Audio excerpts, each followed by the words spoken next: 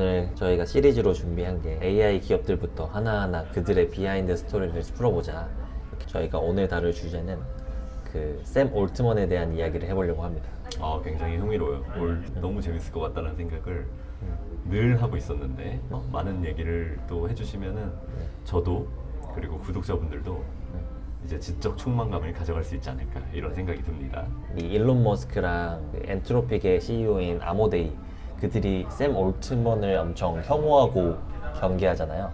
그래서 그들이 왜 인류의 미래라는 이 명분 뒤에서 피 튀기는 전쟁을 벌이고 있는지 한번 언박싱 해보겠습니다. 좋습니다. 굉장히 그 포부가 느껴지는 네. 이번 주 토픽이 아닐 수가 없는데 네. 오픈 AI 이제 상장을 또 앞두고 있다라고 하고 여러 가지 이슈들도 있고 또 샘 올트만에 대한 여러 가지 루머라든지 이런 것들이 있기 때문에 비즈니스 비하인드 스토리를 통해서 한번 이야기를 다뤄보면은 시작을 해보면은 원래 두 분이 엄청 끈끈한 사이였습니다. 식당에서 같이 밥 먹으면서 구글의 독점을 막아보자 이렇게 도원 결의를 했던 사이인데 이 법정에서 지금은 피를 흘리면서 싸우는 원수지간이 됐습니다. 네. 근데 이게 생각해보면은 2015년에 처음으로 오픈 AI가 창립이 된 거잖아요. 네. 그러면은 진짜 지금으로부터 11년 전에 AI를 생각했다라는 건데 그 진짜 그 점이 너무 놀라운 것 같아요. 얼마 전에 그 이세돌 구단이 저희 알파고를 이겼을 때가 딱 10년 전이더라고요. 그걸 보니까 11년 전에는 이 구글이 인공지능 스타트업인 딥마인드를 인수하면서 알파고를 터뜨렸고 이게 실리콘밸리를 통째로 집어삼키고 있었어요. 그때 이제 Y 커미네이터의 CEO였던 샘 올트먼이 일론 머스크에게 비밀 이메일을 한 통을 보냈는데요. 구글이 완전히 AI 기술을 독점할 예정이다. 그래서 우리가 순수하게 비영리된 연구소를 세워야 된다, 이런 내용들을 보냈습니다. 그 메일을 쓴 것도 놀라운데 메일의 내용도 굉장히 우리가 일반인이 생각할 수 없을 만한 네. 굉장히 거시적인 그림의 메일이었던 것 같아요. 이 일론 머스크도 샘 얼트만도 구글에 대한 엄청난 불안감을 느끼고 있었던 것 같아요. 사실 일론 머스크가 그 구글의 레리 페이지나 여러 수장들을 잘 알고 있습니다. 페이팔 마피아 중에 구글에도 많이 가 있기 때문에 그들과 이미 친한 관계이기 때문에 그들의 성향을 파악하고 있었고, 그렇기 때문에 일론 머스크도 극심한 정신적인 스트레스를 받고 있었다고 합니다. 마치 우리는 이제 구글처럼 기술을 숨기면서 뭔가 지배하려고 하는 그런 야망 말고 오픈해서 이 오픈 AI를 만들어 보자. 그래서 개발한 모든 기술을 오픈소스로 인류에게 공짜로 풀겠다, 이렇게 비영리 단체로 출발을 한 겁니다. 여기에 피터 틸이나 레이드 호프먼 같은 이제 페이팔 마피아 형님들이죠. 이 건물들이 참여해서 $100를 바로 기부하겠다, 이렇게 선언을 한 겁니다. 시작부터 남다른 기업이라는 게 느껴지기는 하는데, 그런데 카일린, 최근 공개된 법정 문건을 보니까 이 $10억 기부 약속에 엄청난 반전이 숨어 있었다고 하는데 아마 이거는 구독자분들도 이 부분 보시면 큰 배신감을 느낄 수 있을 것 같아요. 어떤 내용인가요? $10억 형님들이 준다고 했던 거는 선언적인 언론 플레이용 구라였고요. 그리고 실제로 초기 통장에 모인 돈은 $1억 3천만 달러에 불과했고, 이 지갑을 그럼 호기롭게 열겠다고 했던 일론 머스크도 실제로 기부한 거는 약 4,500만 달러, 우리 돈으로 600억 정도인데 이것도 큰 돈이긴 하지만 그들이 말했던 것보다는 한참 미달되는 수준이었죠. 인공지능이 인공지능을 학습하는 최고 레벨에 있는 AI 개발하기 위한 슈퍼컴퓨터랑 서버 비용이랑 연구원 몸값은 매년 지금도 늘고 있습니다. 인류를 구하겠다고 이렇게 모였는데 당장에 통장에 잔고가 없는 상황인 거죠. 그러니까 돈이 마르기 시작하니까 본색을 드러냈다, 이렇게 이해하면 될 것 같은데, 특히 2017년에 머스크가 열었던 아주 기묘한 파티, 그 갈등이 폭발했다는 썰이 있어요. 네, 저희가 비하인드로, 취재는 아니고 이게 법정 조사를 통해서 유출된 내용인데, 이 오픈 AI가 AI 시스템끼리 세계 비디오 게임 대회에서 프로게이머들이랑 같이 경쟁을 하는 대회가 있었는데 여기서 AI가 우승하는 사건이 벌어집니다. 그래서 신이 난 일론 머스크는 이제 샌프란시스코에서 뭔가 귀신이 나오는 저택같이 파티룸을 꾸며서 오픈 AI 임원들하고 연구원이랑 당시 여자친구였던 배우 앰버 허드랑 같이 위스키를 마시면서 서빙도 직접 하고 분위기가 아주 좋은 파티를 열었다고 합니다. 그렇게만 들으면 분위기가 아주 훈훈한데 도대체 무슨 일이 있었길래? 근데 술이 항상 문제가 왔습니다. 술이 들어가고 나서 머스크가 갑자기 파티 현장에서 우리 오픈 AI가 구글에 치명적으로 뒤처지고 있다, 비영리 구조로는 절대 구글을 이길 수 없다, 그렇기 때문에 내가 직접 이 오픈 AI를 테슬라를 통해서 테슬라랑 합병하고 내가 직접 통제를 하겠다, 이렇게 술김에 야심을 드러내고 말았습니다. 심지어 당시 핵심 연구원이었던 이 안드레 카파시, 요즘에 그 클로드 코드를 창시한 바이브 코딩을 유행시킨 그 엄청난 엔지니어도 차라리 오픈 AI가 테슬라의 캐시카우가 되는 게 기술 개발에는 현실적인 대안이다 라고 하면서 머스크 쪽으로 살짝 편을 들었습니다. 그렇기 때문에 이 머스크는 오픈 AI를 통해서 자기 제국의 아래를 두고 왕이 되려고 했던 겁니다. 스페이스 X랑 비슷한 느낌이 들긴 해요. 네. 그러니까 원래 성향이 이제 왕이 되고자 하는 그런 그쵸. 니즈가 있는 그런 스타일이기 때문에 아마도 그런 얘기를 했던 것 같은데 네. 샘 얼트먼과 다른 창립자들이 이 얘기를 듣고서는 또 가만히 있지는 않았을 것 같아요. 네. 샘 얼트먼도 한 성깔 하는 분이기 때문에 당연히 정면으로 들이받았고요. 특히 천지과학자 일리아 수치케버라는 분이랑 그렉 브로먼이 있었는데 이들이 머스크에게 보낸 이메일이 굉장히 충격적입니다. 당신이 오픈 AI 수장이 된다면 구조적으로 당신이 원하지 않아도 독재자가 될 수 있는 환경이 만들어진다. 그래서 우리는 인류를 위한 AI를 만들려고 했는데 일론 머스크 개인의 지배력을 강화해 주려는 게 아니다. 당신의 제안을 거절한다. 이렇게 좀 당돌하게 메일을 보냈습니다. 대놓고 독재자라고 저격을 한 거네요. 네, 그래서 자존심에 스크래치가 나죠. 머스크 같은 성향 같은 경우에는 스크래치 크게 났고 2018년 2월에 이사회를 박차고 나가버립니다. 내가 600억 사비로 털털을 털어가지고 주려고 했는데 그것도 끝이다. 돈줄을 완전히 끊어버렸고 머스크 입장에서는 내 돈을 수백억 받아먹고 내 저택에서 술도 이렇게 막 분위기 좋게 줬는데 왕따를 시켜 엄청난 배신감을 느꼈다고 합니다. 그래서 이런 사실은 머스크는 농담조 섞여서 이야기했다고 하는 부분들도 있어서 이 올트먼을 향해서 SNS에서 유머러스한 것도 이해를 못하는 탐욕적인 기업이라고 대놓고 조롱하고 지금도 수조 원짜리 소송이 이어지고 있죠. 자, 그렇게 그러면 머스크가 나가고 돈줄이 완전히 끊겨가지고 바싹 말라버린 오픈 AI였을 것 같아요. 네. 근데 이 절체절명의 위기에서 샘 얼트먼은 그야말로 실리콘밸리의 가장 냉혹한 장사꾼이라고 알려져 있고 전략가이기도 하잖아요. 네네. 이익 제한이라는 영리법인을 자회사로 만들어봤습니다. 그러면 이제 외부 투자자들이 우리가 돈 벌게 해줄게, 너희들이 가져갈 수 있는 수익의 이 상한선을 정해둘 테니 그 이상 버는 돈은 비영리 재단으로 환원을 해서 인류를 위해 쓰자라는 명분을 내세운 거죠. 명분은 그럴싸한데 네. 사실상 자본주의 시장에서 투자를 받기 위해서는 네. 순수했던 비영리 체질을 영리 기업으로 세탁한 거나 다름이 없네요. 그렇죠. 그러면 이때 구세주처럼 등장한 게 바로 그 마이크로소프트인 거고요. 드디어 여기서 MS가 등장을 하는데요. MS의 CEO인 사티아 나델라가 무려 17조 원이라는 어마어마한 현금과 이제 자사의 애저 클라우드 서버가 있잖아요. 이거를 무조건 사용해라. 오픈 AI는 애저만 써라. 뭐 이런 조건으로 지원을 해주게 됐고요. 덕분에 오픈 AI는 챗GPT를 세상에 내놓게 되고 처음에 나왔을 때 완전히 센세이션이었잖아요. 엄청났죠. 네, 가장 빠른 속도로 이제 유저도 모았었고 지금의 이 AI 시대를 만들었다고 보면 될 것 같은데 근데 이제 말씀드리고 싶은 거는 이 MS랑 오픈 AI 계약 조건을 뜯어보면 정말 기묘하고 위험한 조항이 하나 숨어 있습니다. 바로 AGI 독소 조항입니다. AGI 독소 조항? 듣기만 해도 굉장히 자극적인데요. AGI가 달성되면 MS는 그동안 수십조 원을 투자해서 확보한 기술에 대한 상업적인 권리를 전부 빼앗긴다라는 그런 얘기를 어디서 들은 것 같아요. 네. 이게 좀 상식적으로는 말이 안 되는데 이게 진짜 있는 계약인가요? 네, 약간 이게 말이 안 될 수 있는 계약이긴 한데 당시 MS는 구글한테 이 검색하고 AI 주도권을 완전히 빼앗길지 모르겠다는 공포에 질려 있었습니다. 이 당시에 구글한테 굉장히 많이 공포들을 느낀 것 같아요. 그렇기 때문에 이 샘 올트먼의 독소 조항을 수용할 수밖에 없었습니다.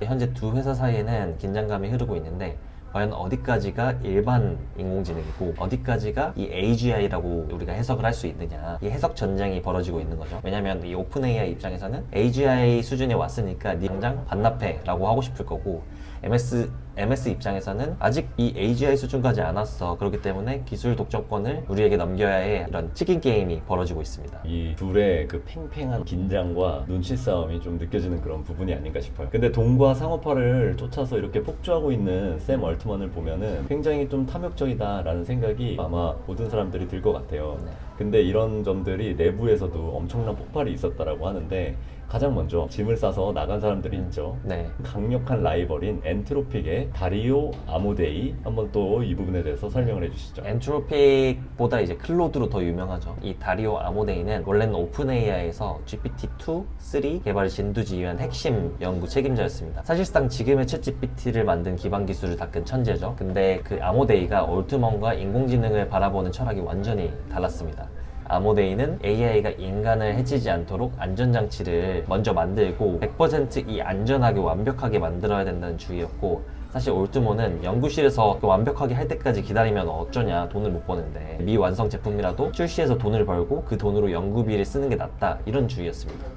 그래서 이 철학이 안 맞기 때문에 결국에 2020년 말에 이 회사는 돈에 눈이 멀어서 인류의 안전을 지킬 수 없다라고 판단한 핵심 연구원 10명이 대거로 탈출해서 만든 게 엔트로픽입니다. 네. 아, 그 엔트로픽이 그러면 만든 제품이 바로 클로드인 거고, 네. 그 AI가 말이죠. 네. 그런데 샘 올트먼이 이사회로부터 기습해고를 당했던 그 유명한 네. 오픈 AI 5일간의 네. 쿠데타 사건 때 이 엔트로픽과 관련된 엄청난 비밀 제안이 있었다는 사실이 최근 밝혀졌잖아요. 네. 구독자들이 가장 소름 돋아하는 그 부분일 것 같은데 이것도 한번 자세히 풀어주시죠. 네, 저희 채널에서 이런 비하인드 스토리를 듣는 게 재밌는 것 같은데, 이게 바로 첩보 영화를 능가하는 비즈니스 비화인 게, 당시 올트먼을 해고했던 이 일리아라는 사람과 비영리 이사회 멤버들은 쫓아낸 다음에 이 올트먼을 완전히 빼버리고 색깔을 완전히 지워버리고 새로운 오픈 AI로 만들자라고 했습니다. 그래서 그들이 얼마 전에 나간 엔트로픽의 다리오 아모데이에게 비밀리에 연락을 취했습니다. 이념적으로 부딪혔었던, 그리고 그로 인해서 다른 회사로 가버린 그 라이벌 CEO를 제안했다라는 말씀이시죠? 네, 이사회는 곧바로 아모데이에게 오픈 AI로 당장 돌아와서 우리 회사의 통합 CEO를 맡아달라, 그리고 오픈 AI와 엔트로픽을 하나의 회사로 합병하자라고 하는 파격적인 제안을 던졌습니다. 이 샘 올트먼의 상업주의에 반대하는 안전파끼리 다시 뭉쳐서 다시 연합군을 결성하려고 한 거죠. 근데 아모데이가 바보가 아니죠. 이 두 회사의 지배구조가 너무 다르고 반독점 규제 당국의 승인을 받기 불가능하다 라며 현실적인 이유로 거절하면서 이 합병은 무산이 되었습니다. 아, 그때 그 합병이 만약에 성공했다라면은 지금 이 테크의 지형도가 완전히 뒤바뀌었을 수도 있을 것 같아요. 그런데 당시 이사회가 샘 알트먼을 해고하면서 내건 공식의 명분이 그는 이사회와의 소통에도 일관되게 정직하지 못했다라는 거잖아요. 도대체 올트먼이 내부에 무슨 정치 공작을 벌였던 걸까요? 올트먼이 상당히 이게 정치를 잘하는 건지 못하는 건지 모를 정도로 굉장히 정치적인 인물이면서도 지지를 못 받는 부분이 있는 게, 이 일리아라는 이 천재 과학자, 이분의 증언을 따르면은 샘 올트먼은 아주 전형적이고 노련한 실리콘밸리의 마키아벨리다. 이게 무슨 말이냐면, 대표적인 수법이 임원 간에 이간질을 하는 거예요. 예를 들어서 이 기술 책임자인 미라무타미한테 가서 이 일리아가 너 능력을 의심하고 험담하더라 라고 말하고, 반대로 일리아한테 가서는 미라무타리가 너 무시하고 험담하더라 이런 식으로 이간질을 하는 거죠. 이 말만 들어보면 샘 올트먼이 호감이 안 가긴 하는데, 그래서 서로 싸우게 만들어서 결속을 막고 그 중간에서 전권을 휘두르는 체제를 유지를 한 거죠. 지금 우리 회사나 조직에서도 보면 그런 이간질 충들이 있잖아요. 그쵸. 정말 가까이 하기 싫은 그런 존재가 아닐 수 없는데 딱 그렇게 자신의 포지션을 가져간 사람이 샘 올트먼 아닌가 싶습니다. 이사회 멤버들이 올트먼 해임을 내부적으로 논의할 때 일반 메일도 못 썼다면서요? 팀장이나 뭐 이런 사람이면 그냥 무시하면 되는데, 이게 CEO가 그러다 보니까 무시를 할 수가 없죠. 그렇기 때문에 이 사내 모든 인프라에 이메일이 도청되거나 감시될 수 있다는 공포에 실려서 이사회 멤버들조차 사라지는 이메일 기능이 있나 봐요. 이 기능을 써가지고 이제 몰래 소통을 하게 된 거죠. 회의 장소도 계속 바뀌면서 이렇게 소통을 하게 됩니다. 올트먼의 이 독단적인 성격을 잘 보여주는 사례가 아닐까 싶습니다. 그 올트먼의 성향을 보여주는 치명적인 사건이 하나 더 있는데, 네네. 인간과 AI의 사랑을 다룬 이 허라는 영화, 여기에 광팬입니다. 그래서 이 실제 주인공인 요한슨한테 스칼렛 요한슨. 네, 스칼렛 챗 GPT 목소리 출연을 간곡하게 요청했는데 요한슨이 당연히 거절을 했습니다. 그러자 오픈 AI에서 요한슨과 거의 똑같은 이 대역 배우를 섭외해서 음성 모델 스카이를 개발을 하고 전 세계에 공개해버렸죠. 이 올트먼은 제품이 공개되는 순간 SNS에 헐하고 트윗을 남기면서 사실 널 따라한 거야 이렇게 암시까지 하면서 약간 사이코적인 그런 면모도 보여줍니다. 거절 당했는데도 아랑곳하지 않고 밀어붙이고, 그리고 거봐 내가 결국 해냈잖아 이런 식으로 이렇게 대놓고 네. 요한슨을 도발한 게 아닐까 싶은데, 목표를 위해서라면 타인의 권리나 도덕적인 선 따위는 가볍게 무시할 수 있는 올트먼의 브레이크 없는 성향을 보여준 결정적인 장면이 아닌가 그런 생각도 듭니다. 특히 아모데이는 어디 가가지고 행사에서 만날 일이 많잖아요. 만세하는 장면이 있는데 만세할 때 손도 안 잡는 그런 장면들도 있더라고요. 미움을 많이 받는 캐릭터인 것 같습니다. 그러니까 같이 일했던 누군가들, 일론 머스크일 수도 있고요, 아모데이도 있을 수 있는데 다들 그렇게 싫어해요. 아무튼 결국 5일간의 쿠데타는 전 직원의 90%가 샘 얼트먼 복귀 안 시키면 우리 다 퇴사하고 마이크로소프트로 가겠다라고 해서 사직서를 던지면서 아무래도 이제 위협이 됐겠죠. 그래서 올트먼의 판정승으로 끝난 거는 우리가 잘 알고 있는 이야기이고, 일리아 슈츠케버를 비롯한 비영리 정신을 지키려고 했었던 그 창립 멤버들은 모두 쫓겨나다시피 회사를 떠나게 됐죠. 아이러니합니다. 근데 여기서 구독자분들이 가장 궁금해하는 향후 비즈니스 비하인드가 또 궁금해져요. 최근 오픈 AI가 완벽한 영리 기업으로 변신하면서 비밀 상장 IPO 계획에 베일에 쌓여 있다라고 하는데, 이 진짜 비밀 영수증이 유출됐다고 하는데 이건 무슨 내용인가요? 원래 이제 오픈 AI가 상장을 앞두고 있다고 하는 얘기는 많이 들었는데 비밀 상장을 하려고 했더라고요. 그래서 월간을 뜨겁게 달군 소식이 오픈 AI가 미국 증권거래위원회에 비밀리에 상장 신청서를 제출했다는 사실입니다. 그래서 주관서로는 무려 골드만삭스랑 모건 스탠리가 공동으로 표 기업 가치는 상장 직후에 1조 달러를 조준하고 있습니다. 이거는 엔비디아랑 애플이랑 마이크로소프트 같은 거의 빅테크 반열에 공식적으로 합류하겠다는 선언이죠. 마치 스페이스 X급의 상장을 하려고 한 겁니다. 1조 달러 상장이라고 하면은 엄청난데, 그런데 이 거대한 숫자에 이면에 감춰져 있는 유출된 재무제표는 어떤가요? 그 적자가 어마어마하다는 소문은 지금 업계에 파다하잖아요. 네, 대성공처럼 보일 수 있는데 오픈 AI는 사실 현재 한 달에만 20억 달러, 약 2조 6천억 원의 매출을 올리고 있습니다.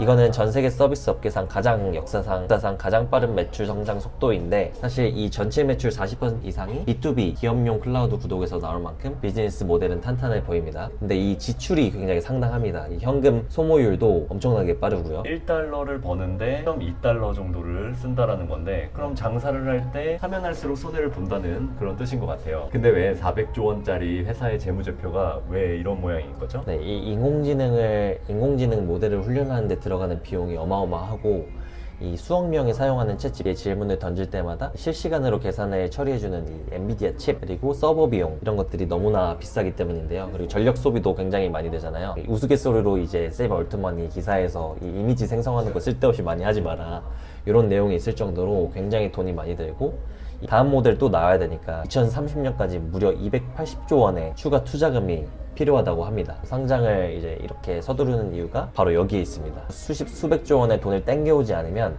이 오픈 AI가 순식간에 파산할 수도 있는 공포 때문입니다. 그러니까 샘 얼트먼이 가장으로서 어떻게 보면 돈을 또 벌어와야 되는 거잖아요. 그쵸. 우리 직원들을 위해서, 우리 회사를 위해서 어쩔 수 없이 이렇게 또 돈을 벌다 보니까 좀 탐욕스럽게 좀 느껴졌다라는 생각도 갑자기 또 듭니다. 네. 근데 법적인 의문이 생겨요. 그 창립 당시에 정관에 우리는 절대 돈을 벌지 않겠다고 못 박았던 비영리 연구소가 어떻게 주식을 발행하고 1조 달러짜리 상장 기업이 될 수 있는 건지. 샘 올트먼이 멍청한 사람은 아닌 것 같습니다. 굉장히 똑똑한 사람인 게 법적 신분 세탁을 완료를 했고요. 이 구조조정 비하인드가 참 흥미로운 게, 사실 올트먼은 외부 투자자들의 수익 상한선을 제한하던 그 이익 제한, 아까 설명을 드렸잖아요. 이 구조를 또 여기서는 완전히 폐기하기로 결정을 합니다. 왜냐하면 이 소프트뱅크의 손정희 회장 같은 거물들이 수익 상한선 같은 제한을 풀고 전통적인 실리콘밸리 주식처럼 주지 않으면은 우리가 투자하지 않겠다, 이렇게 배수의 진을 쳤기 때문입니다. 결국 돈 앞에 장사 없다고 초심과 정관을 완전히 뜯어고친 거죠. 네, 그래서 이런 것 다시 할게요. 네. 결국 돈 앞에 장사 없다고 초심과 정관을 완전히 뜯어고친 거군요. 미국에서는 이런 것들을 하려고 하면 비밀 법적 로비나 이사회 개편이 필요한데, 이런 것들이 끝나고 나서 오픈 AI는 지배 구조를 완전히 뒤바꾸는 구조 조정을 단행을 했습니다. 기존에 뿌리였던 비영리법인 오픈 AI 재단, 이 이름은 힘없는 자선 껍데기만 남겼고요. 그리고 돈은 핵심 사업부 오픈 AI 그룹, 이 그룹은 거대 영리 기업으로 100% 전환을 시켰습니다. 영리법인인데 네. 이름에 공익이라는 단어가 들어가네요. 이것도 일종의 연막 작전인가요? 계속 말장난을 치는데요. 네. 주주들의 이익뿐만 아니라 우리는 인류의 공익을 챙기는 착한 기업이다, 이렇게 명분을 만들기 위한 방패를 세운 겁니다. 하지만 모두 느끼다시피 실질적으로는 투자자들이 아무 제한 없이 수백 배, 수백 배당과 주식 대박을 가져갈 수 있는 완벽한 자본주의 기업으로 탈바꿈을 했습니다. 일론 머스크가 이걸 보면은 뒷목을 잡았을 것 같은데, 그쵸. 내 돈 600억 원으로 세운 비영리 단체를 니들 마음대로 영리 기업으로 바꿔서 상장하냐 하면서 소송을 걸었잖아요. 그 소송 결과는 어떻게 되었나요? 네, 이 머스크가 이 신분 세탁을 막으려고 계약 위반 및 사기 혐의로 집요하게 소송을 걸었습니다. 하지만 이 배심원단과 법원은 샘 올트먼의 손을 들어주었고요. 머스크가 소송 가능 기간인 3년의 공소시효를 넘겨서 청구했다는 이런 이유로 머스크의 소송을 기각해버렸죠. 이 법적 걸림돌까지 완벽하게 제거한 이 샘 올트먼은 이제 상장 직행버스의 엑셀을 밟은 상태입니다. 아, 이제 양옆도 보지 않고 뒤도 보지 않는 적토마처럼 그냥 아주 앞만 보고 달려갈 것 같습니다. 네.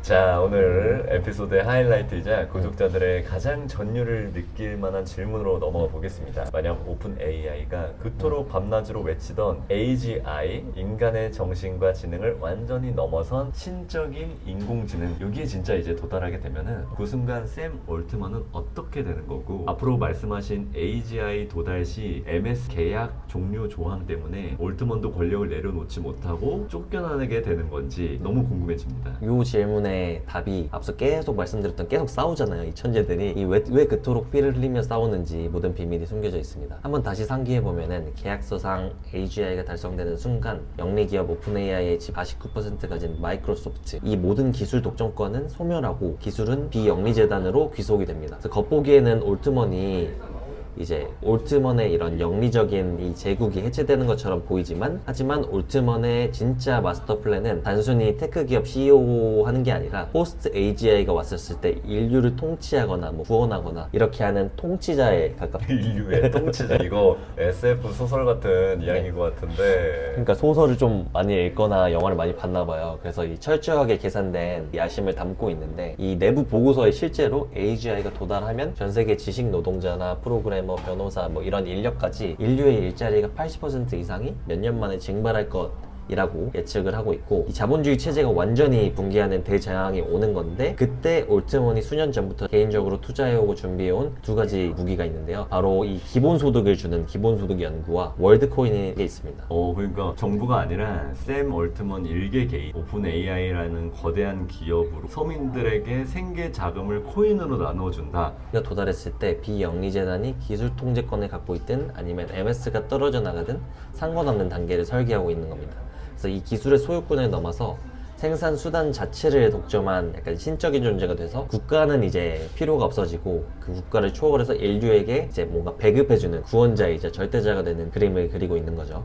실제로 올트먼은 수천만 달러를 들여서 수만 명 대상으로 이 대규모 기본소득 실험을 직접 진두지휘해왔고, 그리고 AI가 인간의 노동을 대체하면 그 부를 전 세계 인간들에게 공평하게 배급해야 된다는 약간 공산주의적 그런 철학을 끊임없이 설파해오고 있습니다. 그리고 그 배급의 열쇠인 홍채 인식기기를 들고 전 세계를 돌아다니는 이유가 여기에 있습니다. 이야기를 듣고 나니까 조금 뭔가 온몸에 소름이 돋으면서, 일론 머스크는 화성에 가겠다고 하고, 그리고 누군가는 메시아가 되겠다고 하고 있는데 참 이 재밌는 세상이 아닌가 싶습니다. 그나저나 여기 이제 아까 말씀드린 것처럼 일론 머스크, 다리오 아모데이 이런 천재들이 왜 그렇게 샘 올트먼을 향해서 격렬하게 분노하고 증오했는지, 그런 것들이 퍼즐이 조금씩 맞춰지는 것 같은 느낌을 받고 있어요. 근데 이게 단순한 수조 원짜리 시장을 먹겠다라는 느낌이 아니라 전체적으로 진짜 판 자체를 한번 내가 제대로 가져가 보겠다, 이런 대단한 그릇 싸움 같다라는 느낌을 받습니다. 네, 이게 단순히 비즈니스 전쟁이 아닌 게, 일론 머스크 이미 세계 1위 부자이고 돈에는 크게 욕심이 없어 보이긴 하거든요.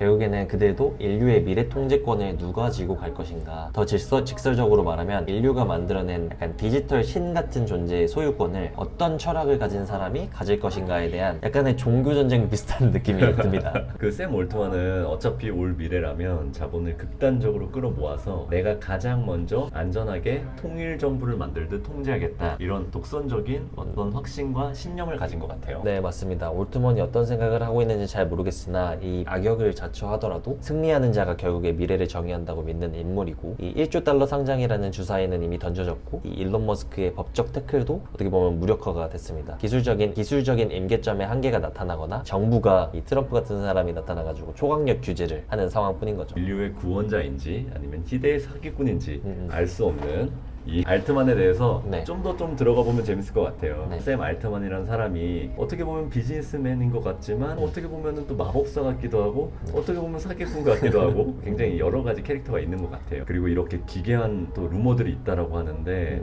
이런 것들도 하나씩 알아가면 좋을 것 같아요. 네, 사이드로 저희가 샘 올트먼 루머 3가지를 준비를 해봤는데요. 샘 올트먼은 지구 종말을 대비해서 지하 벙커에 금품이랑 무기를 숨겨두고 있다, 이런 루머가 있습니다. 놀랍게도 이게 100% 팩트라고 합니다. 본인이 직접 인터뷰에서 인정한 내용인데요. 실리콘밸리에서 유명한 이 프레퍼 지구 종말 대비론자 중에 한 명이기 때문에 실제로 캘리포니아 산맥 깊은 곳에 거대한 땅과 벙커를 사두었어요. 진짜로 그 지하 벙커 거기에다 그러면 뭘 숨겨놨나요? 벙커 안에 금괴도 있고 총기랑 탄약, 식량, 마스크 그리고 방사능에 노출됐을 때 먹는 요오드와 칼륨, 방사능에 노출됐을 때 먹는 이런 것까지 산더미처럼 쌓여 있다고 합니다. 근데 제이님, 그가 왜 이런 지구 종말에 대비하는지 아십니까? 그러게요. 왜 이럴까요? 뭐 감염병이라든지 아니면 뭔가 자연재해라든지 이런 것 때문인가요? 약간 코로나 이후부터 저도 이게 현실화될 수 있을 거라는 이게 상상이 들기도 하는데, 그것도 있지만 가장 큰 이유가 이 AI가 직접 AGI가 돼서 인류를 공격해서 종말이 올까봐 라는 겁니다. 진짜 그 AI가 인류를 위협한다? 네. 그 AI 회사 CEO가 할 수 있는 얘기인가요? 이게 진짜로 올 거라고 믿나 봐요. 저 사람은, 그 올트먼이라는 사람은 AI 위험성을 경고하면서 온갖 무서운 AI를 다 만들어내고 혼자 벙커를 준비하는 약간 기괴한 모순적인 매력이라고 해야 되나? 모순적인 모습을 보여주고 있습니다. 두 번째 루머는 샘 알트먼은 오픈 AI 전에 다니던 회사에서도 쫓겨난 적이 있다. 요거는 또 저도 들어본 적이 있어요. 네. 그래서 오픈 AI 쿠데타가 5일 만에 일어나서 이제 돌아오긴 했지만은 그 전 직장에서 진짜로 해고를 당했다는 루머인데, 근데 샘 얼트먼이 창업하기 전에 실리콘밸리 최고의 스타트업 사관학교인 Y 컴비네이터 대표였잖아요. 그럼 거기서 쫓겨났다는 얘기인가요? 네, 이거는 실리콘밸리에서 1급 비밀 중에 하나인데, 이 워싱턴 포스트 같이 취재를 통해서, 워싱턴 포스트의 깊이 있는 취재를 통해서 사실상 사실인 걸로 드러났습니다. 원래 Y 컴비네이터의 창업자인 폴 그레이엄이 거의 샘 알트먼을 아들처럼 아끼면서 대표 자리를 물려줬거든요. 근데 2019년에 갑자기 알트먼이 YC 대표에서 물러납니다. 겉으로는 오픈 AI 연구에 집중하기 위해서라고 포장을 했습니다. 포장은 됐지만 그 내면에는 뭐 어떤 사정이 있었나 봐요. 사실은 이 강제 해고 굉장히 많이 하잖아요. 이 강제 해고에 가까운 사태였습니다. 폴 그레이엄이 샘 알트먼에게 아주 극대노에서 찾아간 적이 있다고 하는데, 그 이유가 알트먼이 Y 커뮤니티 대표로 일하면서 회사의 이익보다 자기 개인의 투자 펀드와 오픈 AI의 이익을 더 우선시하고 이 권력을 이용해서 사적인 이득을 취했다는 그런 의혹들이 많이 있었기 때문이었습니다. 실제로 그와 일해본 많은 사람들이 샘 얼트먼은 모든 사람에게 각자 듣고 싶어하는 말을 하면서 사람들을 조종하고 그가 진짜 무슨 생각을 하는지는 아무도 모르겠다, 이런 평가가 많을 정도로 상당하신 것 같습니다. 네. 그러면은 이제 샘 얼트먼의 세 번째 루머 한번 네. 말씀해 주시죠. 샘 얼트먼은 이 오픈 AI 주식을 단 1%도 안 갖고 있는 무소유 코스프레를 하고 있는 중이다. 요거는 알트만 인터뷰에서 봤어요. 자기가 이미 돈이 너무 많아서 오픈 AI 주식 지분도 안 받고 연봉도 의료보험 유지에 필요한 최소한의 금액인 65,000달러, 한화로 약 9천만 원만 받는다고 했잖아요. 네. 그러면서 나는 돈을 위해 일하지 않고 오직 인류의 미래를 위해서 일한다, 이렇게 얘기를 했는데 이거는 사실인가요? 이렇게 뻐기는 사람은 좀 한번 의심을 해봐야 될 것 같습니다. 이게 반은 맞고 반은 완벽하게 틀린 이 팩트 체크가 있었는데요. 이 과거 비영리 단체를 하던 시절에 오픈 AI 지분을 안 받았던 거는 맞고요. 비영리니까 줄 게 없었던 거죠, 지분. 그래서 실리콘밸리의 무소유 성자 난 스님이다 거의 코스프레를 하고 있었는데 그 이면에는 소름 돋는 자본주의의 마법이 숨어 있었어요. 자본주의의 마법. 지분이 없는데 어떻게 돈을 벌나요? 원래 샘 얼트먼은 스타트업 투자 분야에서 천재적인 인물이었잖아요. 그래서 그가 개인 펀드로 투자해놓은 회사들이 미국의 소셜미디어 가장 유명한 레딧이고, 그리고 최근에 차세대 원자력 발전 회사로 떠오르는 오클로, 그가 투자했던 곳이었습니다. 원자력 발전소? 오픈 AI가 AI 데이터 센터 돌리려면 전기가 엄청나게 필요한 또 관련이 있는 것 같아요. 정확하게 보셨는데요. 이 오픈 AI가 챗GPT를 띄우고 데이터 센터를 마구 지을수록 전기가 엄청나게 많이 필요하니까 이 올트먼이 개인적으로 투자한 원자력 발전 회사들의 주가들이 미친 듯이 폭등을 했고요. 이 오픈 AI가 레딧의 데이터를 AI 학습용으로 또 사들이면서 레딧의 주가도 떡상을 했고요. 그러니까 이 오픈 AI에서 연봉 영원히 지분하는 것처럼 하면서 깔아놓은 이 개인 투자 회사들이 투자들을 개인적으로 투자하는 회사들을 밀어주면서 그 회사들로 수천억, 수조 원을 벌어들이는 완벽한 생태계를 만들었습니다. 그러니까 왼손으로는 기부한 척하면서 오른손으로는 전 세계의 돈을 긁어 모으는 무소유가 아니라 풀소유, 약간 네. 이런 느낌인 것 같아요. 네, 굉장히 영리하게 플레이를 하는데요. 최종 반전이 있습니다. 아까 이 오픈 AI가 비영리 껍데기를 버리고 영리 법인으로 전환하고 있다고 말씀을 드렸잖아요.